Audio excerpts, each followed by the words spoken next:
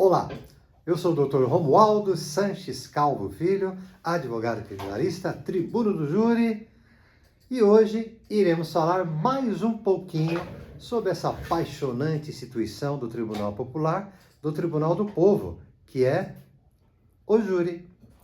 O júri que nasceu só aqui entre nós em 1822, antes mesmo da independência do Brasil, que ocorreria naquele mesmo ano, em 7 de setembro. Pois bem, o Tribunal do Júri, que já passou por várias constituições, diversas, só em uma que ele não teve a previsão constitucional, na Carta Ditatorial de 1937, aquela outorgada por Getúlio Vargas. E mesmo assim, tinha sua previsão lá nas disposições gerais. Enquanto que nas outras constituições, sempre o Tribunal do Júri ele veio ali prestigiado, fosse entre os órgãos do Poder Judiciário, fosse entre os direitos e garantias fundamentais do cidadão. Vimos vídeo passado, apenas fazendo uma retrospectiva, tratamos aí de que o Tribunal do Júri é um órgão colegiado e heterogêneo. Então a gente chegou a ver lá, é colegiado, porque na sua segunda fase ele é composto por duas entidades bem distintas. O Conselho de Sentença, formado de 7 cidadãos leigos, e a presidência, que é composta de um juiz togado, um juiz de carreira, juiz concursado, não é mesmo? E hoje a gente vai desenvolver mais um pouquinho essa primeira entidade, ou uma das duas entidades, que compõem o Tribunal do Júri na sua segunda fase, ou seja, o Conselho de Sentença, que é formado de 7 cidadãos leigos, os jurados. Apenas voltando um pouco, para cada sessão de júri, são convocados pelo menos 25 jurados.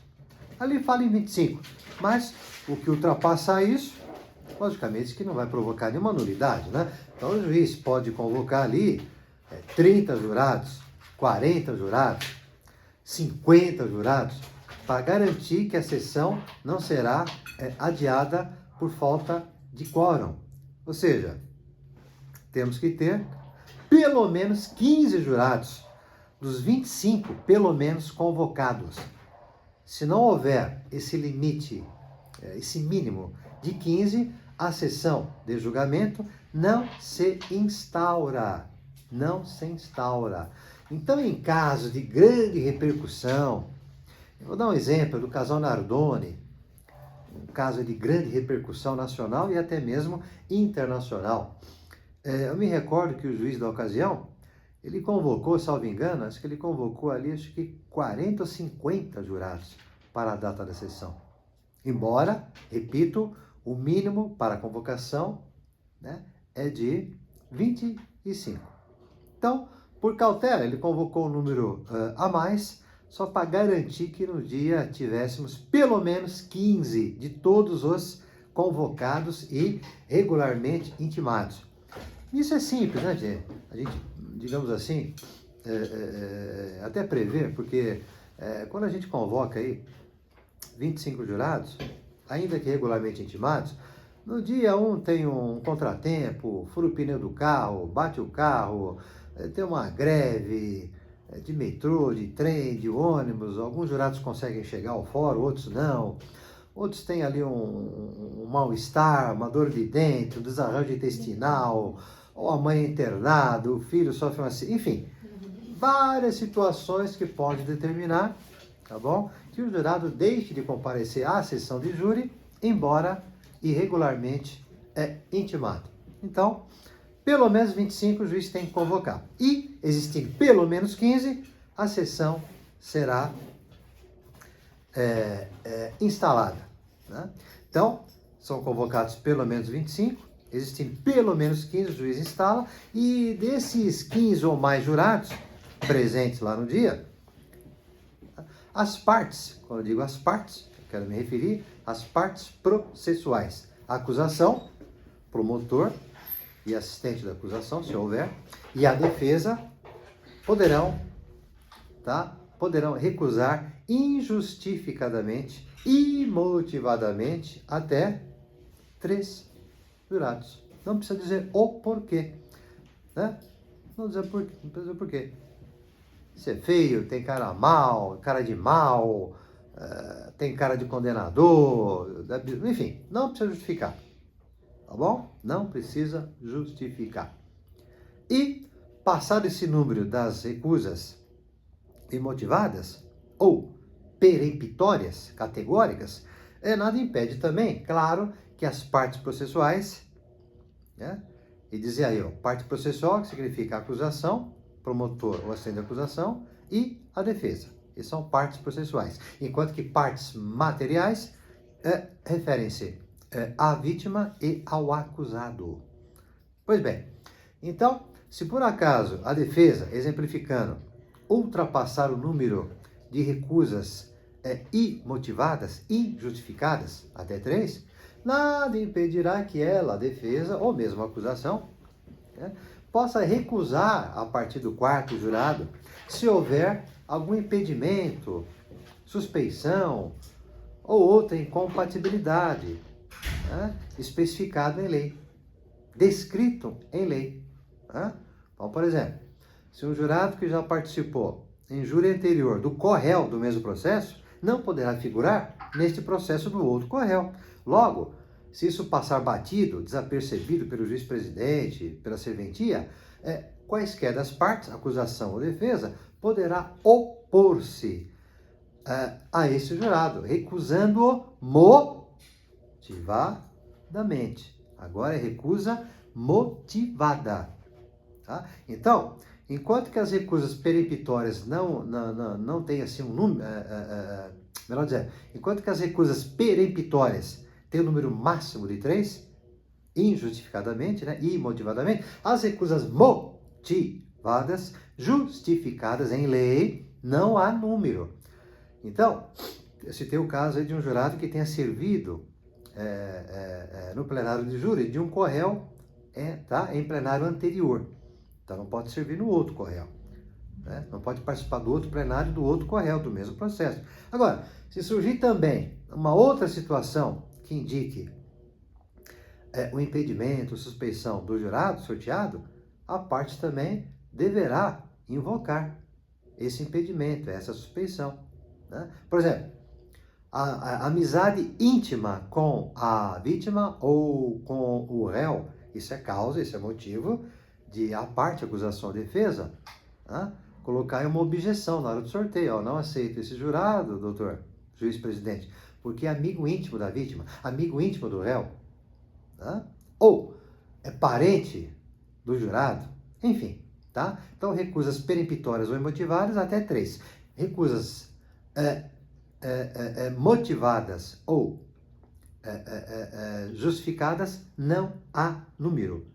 Não há número. Tá? Enquanto forem acontecendo, as partes deverão opor-se. Tá bom? Pois bem, formado o conselho de sentença, esse conselho de sentença ele tem a função precípua do quê? De julgar o fato. Porque são juízes de fato e do fato. São de fato porque ali estão na qualidade de juízes leigos. E terão essa função de juízes leigos enquanto perdurar o julgamento. Por isso que é de fato. Estão lá enquanto durar o julgamento pelo júri. Então, se o júri demorar um dia, eles serão juízes de fato por um dia. Se a causa do júri, onde eles são jurados leigos, perdurar ali 5 dias, durante 5 dias, eles serão considerados juízes leigos, juízes de fato. Então, acaba o conselho de sentença, dissolve-se o conselho de sentença, com o julgamento da causa, cada qual dos 7 jurados irão ter os seus destinos, que tinham antes de estarem ali integrando o conselho de sentença. Então, a dona de casa vai voltar para suas tarefas de casa, o funcionário público vai voltar ali, ao seu serviço público, o torneiro mecânico vai voltar às suas funções, o vendedor, o comprador, o médico, o arquiteto, o enfermeiro, etc, etc, etc. né? Diferentemente do juiz togado, o juiz de carreira. O juiz togado de carreira, o concursado, este não. Esse ainda que acabe ali ao julgamento pelo júri, ele continua juiz, né? Ele continua juiz. Juiz togado, juiz de carreira, vai continuar nas suas funções, não é mesmo? Diferentemente do jurado. Até porque o juiz de carreira, o juiz concursado, ele tem aquelas 3 garantias, não é mesmo? Da vitaliciedade, inamovibilidade e irredutibilidade de vencimentos. Então, acabou o júri, o juiz togado continua sendo juiz. Acabou o júri, os jurados voltam a ter as funções que tinham antes de serem juízes de fato, para julgar o fato.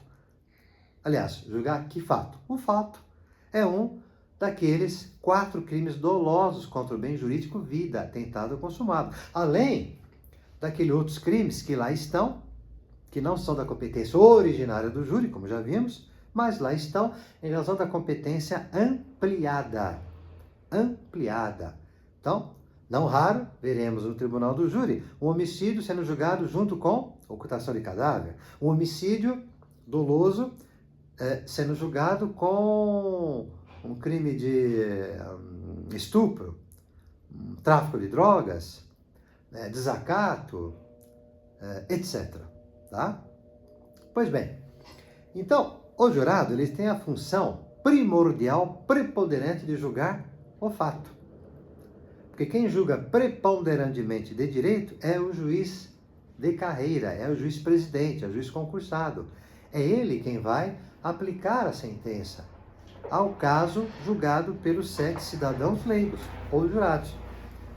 Então, os jurados julgam o fato, o homicídio, o induzimento, instigação, auxílio, suicídio, o infanticídio e o aborto.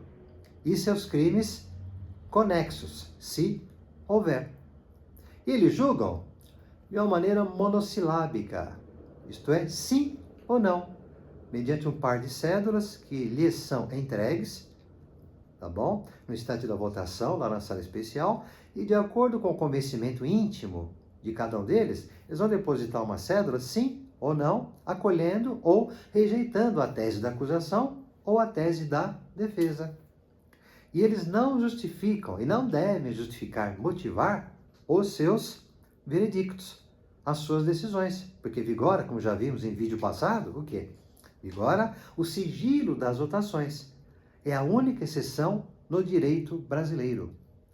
É a única exceção que o juiz togado, o juiz de carreira, ele pode e deve fundamentar suas decisões, diferentemente dos 7 jurados, os quais, por isso que votam por meio de cédulas fechadas, né, dobráveis, ninguém sabe se ele está depositando lá na urna a cédula sim ou a cédula não, e depois vence o quesito, a pergunta, que obtém pelo menos 4 votos iguais, ou 4 votos não, ou 4 votos sim, tá? Mas ninguém fica sabendo como que o jurado A, ou o jurado B, ou o jurado C, o jurado D votou. Se votou com a acusação ou se votou com a defesa.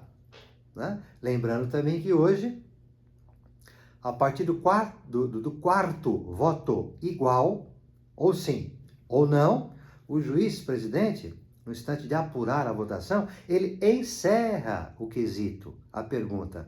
Por quê? Se obtém 4 votos sim ou 4 votos não, ele já é o vitorioso esse quesito. Ou para a acusação, ou para a defesa. Né? Então ele encerra. Isso também ajuda, tá bom? No sigilo das votações. Porque se o juiz tirasse todos os votos, e por acaso fosse uma votação unânime, 7 sim ou 7 não, todos saberiam de que maneira votou cada jurado. Né? São 7 jurados, tem 7 votos não ou 7 votos sim, obliquamente, indiretamente, seria quebrado aí o sigilo constitucional. Daí a prudência do legislador em ter editado a lei, na lei, né, 11.689 de 2008, lá o artigo 483, salvo engano ali o parágrafo 1º e 2º, né, que trouxe esse reforço ao mandamento constitucional do sigilo das votações. Então, Os jurados têm essa função precípua de julgar o fato, independentemente de conhecimento jurídico, independentemente de conhecer o Código de Processo Penal, Código Penal, Constituição. Eles julgam de acordo com os valores introjetados em cada um dos 7 homens e mulheres de bem que residem naquela comunidade onde aconteceu um dos 4 crimes dolosos contra o bem jurídico, vida, tentado ou consumado. Com essas considerações, a gente vai encerrar mais um vídeo, ainda vai ter muitos outros, né? Preparem-se, muitos outros vídeos tratando aí de particularidades que só aqui você vai encontrar, tá? Tratando aí do nosso Tribunal do Júri. Lembrando que nós temos um segmento aí muito bom para todos os colegas, advogados e advogadas do Brasil, que se chama mentoria, isso mesmo, mentoria no Tribunal do Júri. O que isso significa? Significa que o colega, a colega de todo o Brasil poderá ter uma consultoria ou mesmo parceria em causas concretas, em processos reais do Tribunal do Júri, por meio aqui do nosso escritório. Saiba mais, saiba muito mais entrando agora mesmo em contato conosco, para que possamos lhe dar mais informações e com isso ajudá-la no seu caso aí que chegou no seu escritório, você não tem tanta experiência ou nunca fez júri, enfim, mas tem o receio de pegar a causa porque não tem experiência e tem que ter responsabilidade com a liberdade do réu, do cliente, não é mesmo?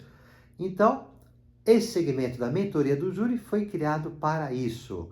Entre em contato agora mesmo conosco, sem qualquer compromisso, e a gente vai bater um papo com mais vagar sobre esse novo segmento. Gente, vejo vocês no próximo vídeo. Até lá, obrigado.